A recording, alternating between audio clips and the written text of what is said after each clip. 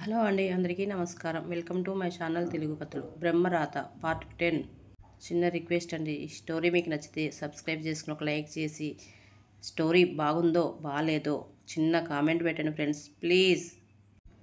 రంగయ్య నాయుడు నవ్వుతూ, రాఘవ ఏంటిది ఇంకా సార్ అంటూ, ఇప్పుడు నువ్వు నాకు కాబోయే అల్లుడివి. అలా పనివాళ్ళలాగా నాకు ఇలా వంగి దండాలు పెట్టనవసరం లేదు. ఇలా వచ్చి కూర్చో అని చేయి పట్టుకొని పక్కన కూర్చోబెట్టుకుంటారు. నాయుడు గారి మాటలకు లక్ష్మణ్ కాస్త శాంతించినా అసలు మా సమ్మతి లేకుండానే రాఘవని తనకి అల్లుడు అనడం మాత్రం మింగుడు పడలేదు. ఏం మాట్లాడకుండా వాళ్ళ వైపు చూస్తున్నారు. ఇటు లక్ష్మిగారి అభిప్రాయం కూడా అదే. తమ కొడుకు పెళ్ళికి తమకి మాట మాత్రం సంబంధం కూడా లేదా అని లోపల బాధపడుతున్నారు. రాఘవ కూడా ఇబ్బంది పడుతున్నట్లు కూర్చొని, మీరు ఇలా వచ్చారు, ఏమైనా విశేషమా అండి అంటాడు రాఘవ. అలాంటిదే రాఘవ అని లక్ష్మణ్ గారి వైపు చూసి, కూర్చో లక్ష్మణ్, నీతో మాట్లాడాలి అంటాడు నాయుడు గారు. ఆయన ఏం మాట్లాడతారో తెలిసిన కామ్గా కూర్చుంటారు లక్ష్మణ్.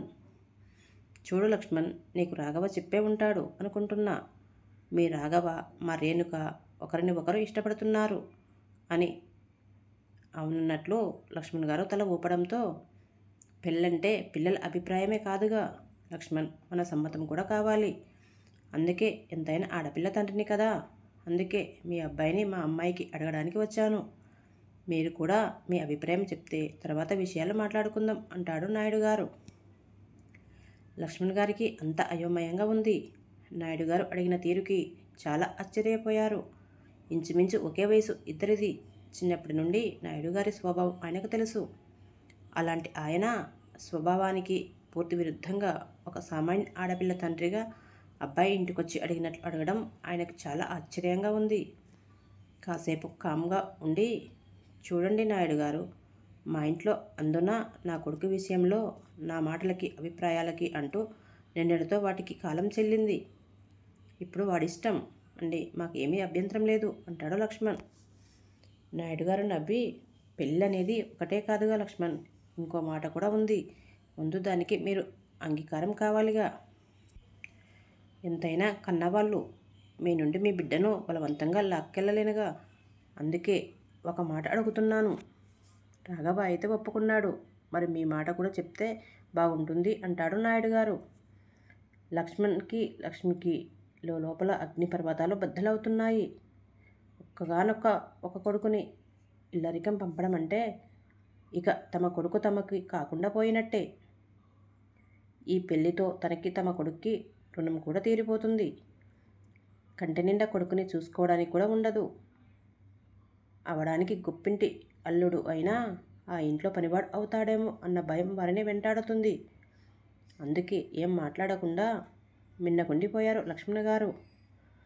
కాసేపు మౌనం రాజ్యమేలాక, చెప్పండి నాన్న, నాకు రేణుక అంటే ప్రాణం. అందుకే సార్ అడిగాక నేను కాదనలేకపోయాను.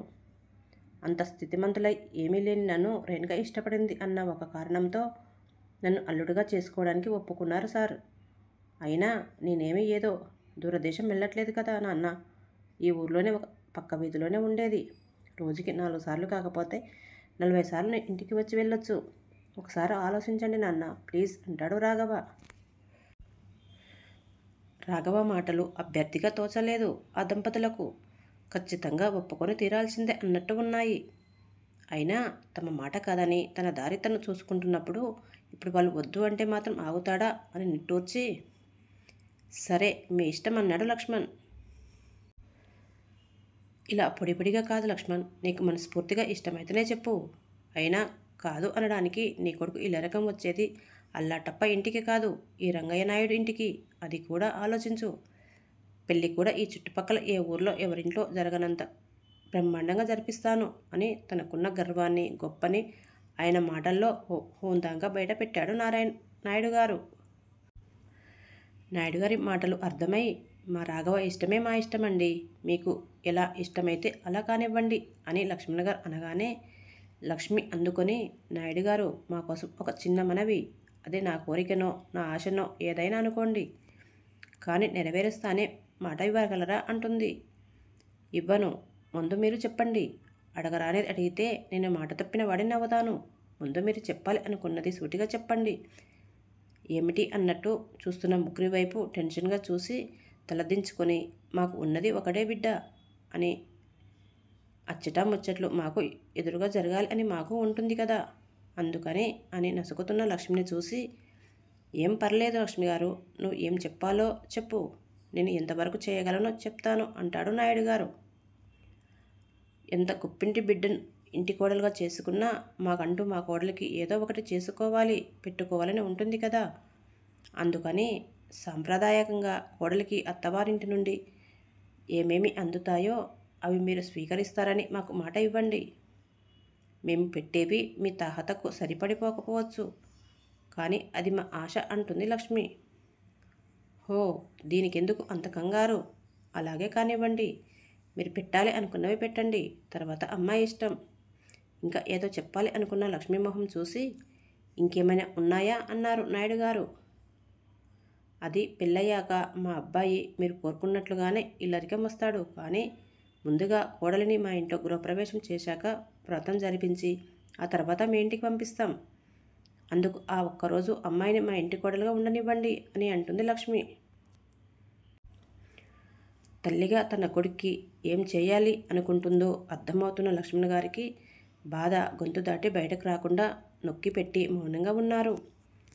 అక్కడ మాట్లాడేవి వింటూ తనకు సంబంధం లేనట్టు ఉన్నాడు.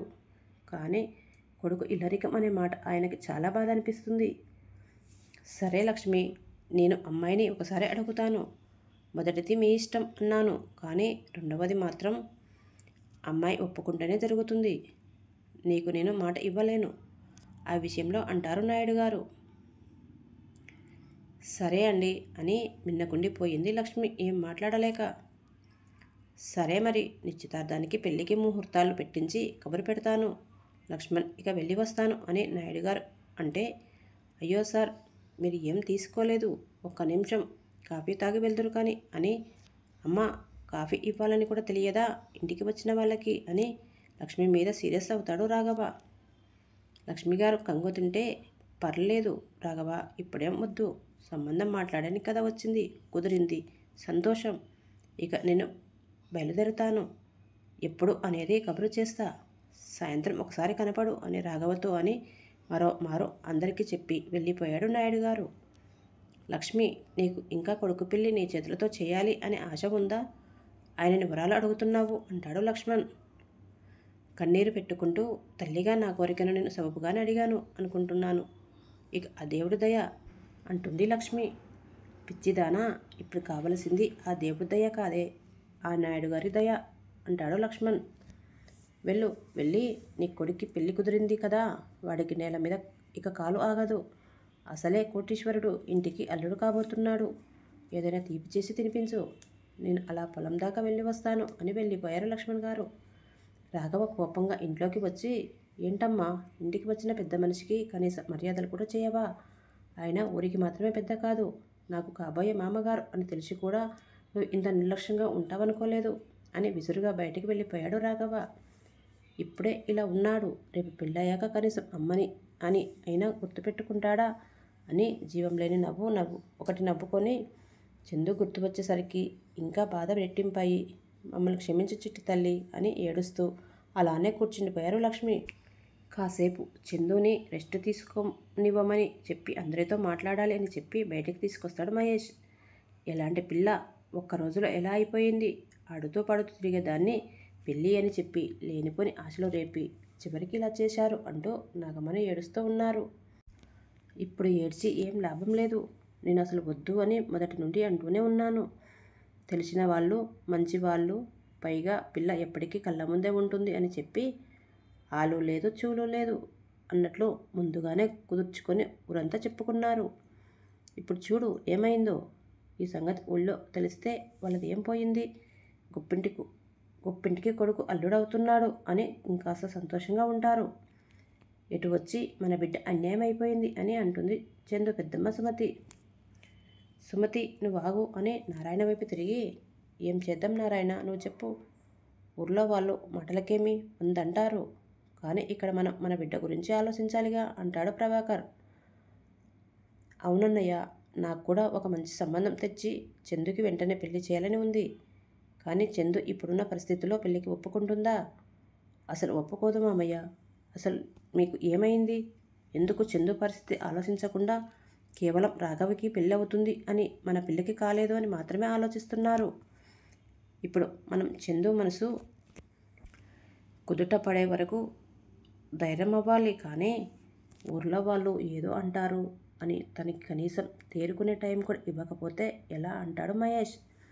మరి ఇప్పుడు ఏం చేద్దాం మహేష్ అన్న ప్రభాకర్ వైపు చూసి, తనకి కొంచెం టైం ఇవ్వండి మామయ్య. తను ఈ నిజాన్ని జీర్ణించుకోవడానికి చాలా టైం పడుతుంది. మీరు ఇలా పెళ్ళి అని ఊర్లో వాళ్ళు అంటున్నారు అని ఇంకాస్త చెప్పి తనని ఇంకా ఒత్తిడికి గురి చేయకండి. చందుని కొన్ని రోజులు ఇక్కడ నుండి దూరంగా తీసుకెళ్తే మంచిది మామయ్య అంటాడు మహేష్. వయసులో ఉన్న ఆడపిల్లని ఎక్కడికి పంపిస్తాం మహేష్ అంటాడు నారాయణ. అదేంటో నేను చూస్తాను మామయ్య, కానీ మీరు అభ్యంతరం చెప్పకూడదు. ఇప్పుడు తనకి కావలసింది ఆలోచించే తీరిక లేకుండా ఉండే అంత పని మామయ్య. ఆ జ్ఞాపకం మనం చూపిస్తే జరిగిన వాటి నుండి త్వరగా బయటపడే అవకాశం ఉంది అంటాడు మహేష్. ఏం పనిరా అంటుంది సుమతి. తనను సిటీ కాలేజీలో జాయిన్ చేస్తాను అత్తయ్య.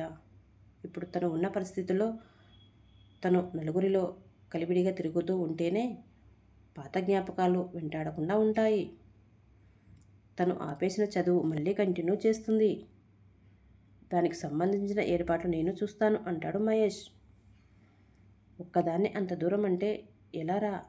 పైగా సిటీలో అంటే ఎక్కడ ఉంటుంది అంటుంది నాగమణి. హాస్టల్స్ ఉంటాయిలే అత్తయ్య. పైగా నాకు కూడా సిటీ కాలేజీలో లెక్చరర్గా ఉద్యోగం వచ్చింది.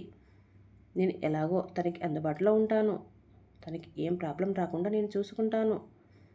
ఈ 2 ఏళ్ళు ఆగండి. ఈలోపు ఎలాగో తన మనసు మారుతుంది. అప్పుడు ఏం చేయాలో ఏం చేయకూడదో తను నిర్ణయించుకుంటుంది అంటాడు మహేష్. చదువుకోవడానికి చందు ఒప్పుకుంటుందా అంటుంది నాగమణి. కాలేజీకి ఇంకా 2 నెలల టైం ఉందిగా అత్తయ్య, ఈలోపు నేను ఒప్పిస్తాను. ఒక 2 రోజులు ఆగి చందుని సుమతి అత్తయ్య వాళ్ళ దగ్గరికి పంపండి. కాస్త కోలుకున్నాక ఇక్కడికి వస్తుంది. అయినా ఇంత జరిగాక రాఘవ పెళ్ళికి ఇంకా తొందరగా ఉండి ఉంటాడు. రాఘవ పెళ్ళి తన కళ్ళ ముందు జరుగుతుంటే తను తట్టుకోలేదు అత్తయ్య. మళ్ళీ ఏమైనా ప్రమాదం తలపెట్టుకోవచ్చు. అందుకే 1 నెల అక్కడ ఉంటుంది, పంపండి. అజయ్ కూడా ఇంకో వారంలో వస్తాడు. ఎటో నాకు ఉద్యోగం మారుతున్నందువల్ల కొన్నాళ్ళు సెలవులు ఉన్నాయి. తనకి తోడుగా ధైర్యంగా మేము ఉంటాము అక్కడ అంటాడు మహేష్. నిజమే నారాయణ, మహేష్ బాగా ఆలోచించాడు.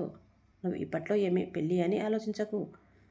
ఏదో అయినా వాళ్ళ సంబంధం అని ఒప్పుకున్నాం, కానీ దానికి ఇంకా నిండా 20 ఏళ్ళు కూడా లేవు. కొన్నాళ్ళు ఆగుదాం. మహేష్ చెప్పినట్టు తనకి కూడా తనకేం కావాలో ఆలోచించుకునే టైం కూడా దొరుకుతుంది అని అంటాడు ప్రభాకర్. సరే అలాగా చేద్దాం అని నారాయణ అంటుండగానే చందు గదిలో నుండి అరుపులు శబ్దాలు వినిపించడంతో అటు పరిగెత్తారు అందరూ. ఓకే ఫ్రెండ్స్, తర్వాత ఏం జరుగుతుందో నెక్స్ట్ భాగంలో చూద్దాం. ఈ స్టోరీ మీకు నచ్చినట్లయితే సబ్స్క్రైబ్ చేసుకుని ఒక లైక్ చేసి సపోర్ట్ చేయండి ఫ్రెండ్స్. స్టోరీ తప్పులు ఏమైనా ఉన్నా సరే చిన్న కామెంట్ పెట్టండి ఫ్రెండ్స్, సెర్చ్ చేసుకుంటాను.